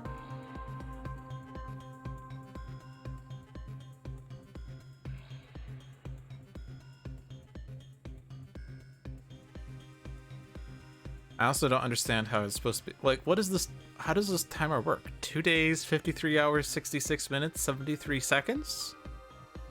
2 years, 53 months, 66 weeks, 73 days? Yeah, I don't think I'm playing another game. That's why I'm killing time here. It's just sort of 2 hours, but... I think we'll just call it. Maybe Mars is on metric time. I guess that's a fair point. To be fair, a Mars second might not be as long as an Earth second. There might be more Mars seconds in a Mars minute. I don't really know how that would work though. Obviously, like, I think the seconds, minutes, and hours would be uniform, presumably. Obviously, like, planetary days are differently lengthed, but you would measure them based on the standard hours. Or if it's a super long day, you would measure it in Earth days, but I don't know what a Mars second would be. I have an achievements thing, but it has an X on it. I don't know what that means. What does it mean there's no achievements? There's no achievements ever. Or maybe it just means I haven't played in that environment. Oh, that's for winning in that environment?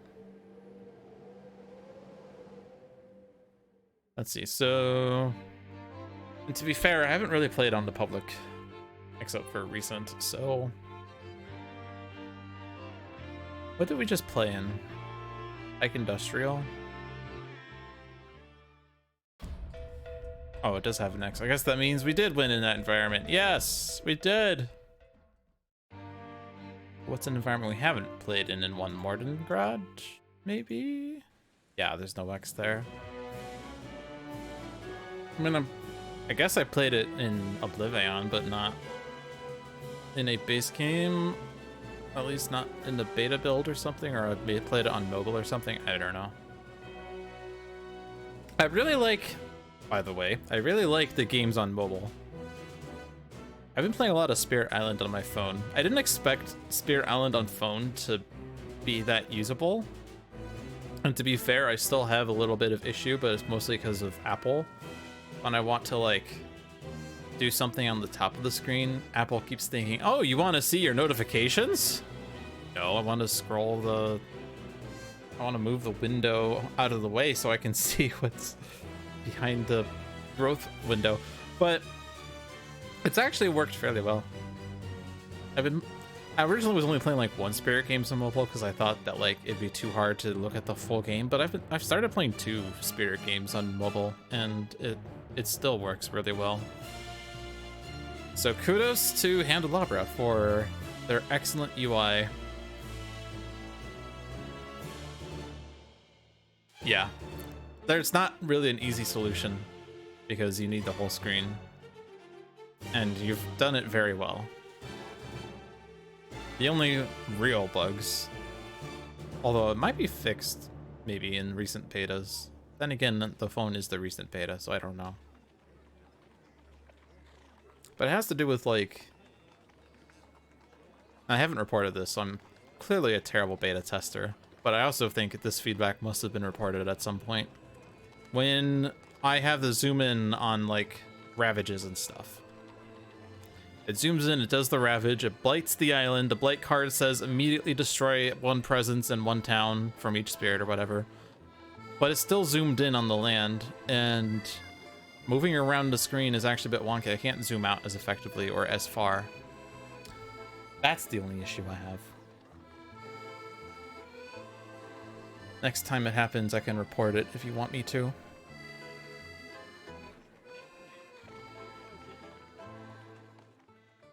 Or you've run into that, yeah.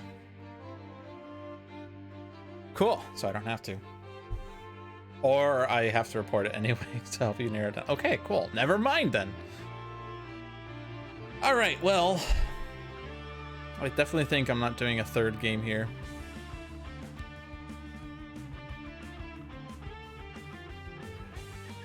Why didn't you Ultimate Mad Bomber Blade? Well, to be fair, the next one would be Advanced Boss. Gene-bound vampires. It's either a dastardly villainous scheme or an outrageous B-movie plot. You be the judge. But we'll hold off on that.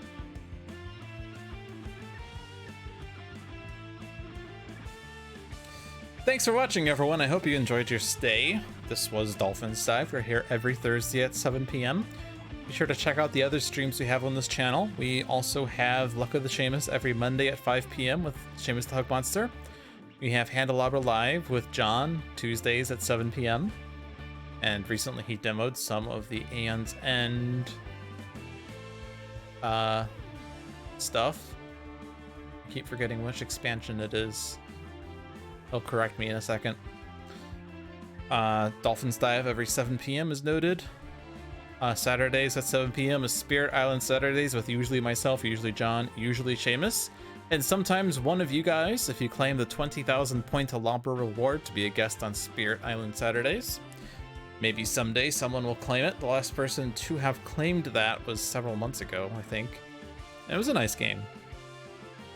But more people need to do it. There's a reason we have it there. So that you can join us on stream. And we don't bite. And we don't need to play a terribly difficult game, although word has it that we'll be playing England 6 on Saturday because we kind of need to play more harder games.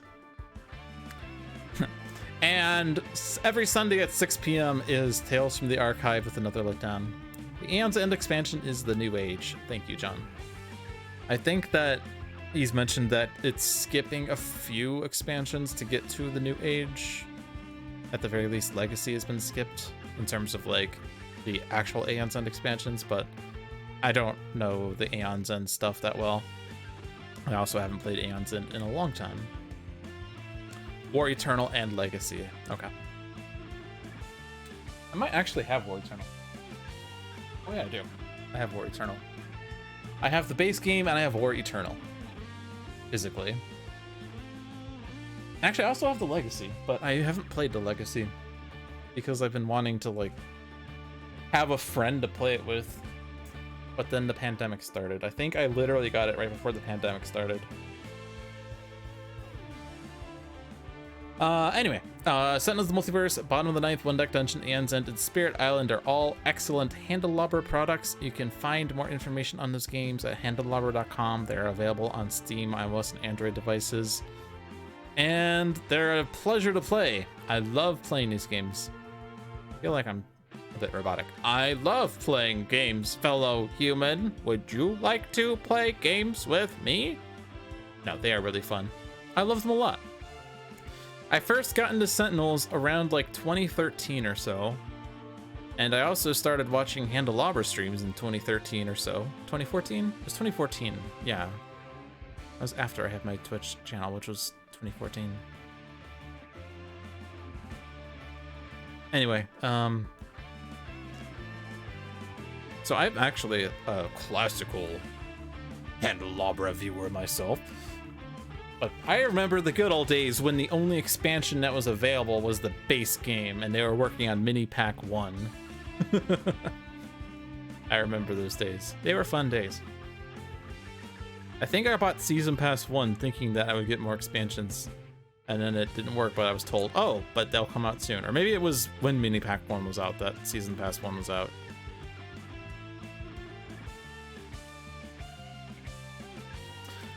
Anyway. That is it for this week. Thank you all for watching. I hope you enjoyed your stay, and we'll see you around next week for more dolphin diving. Have a good night, everyone.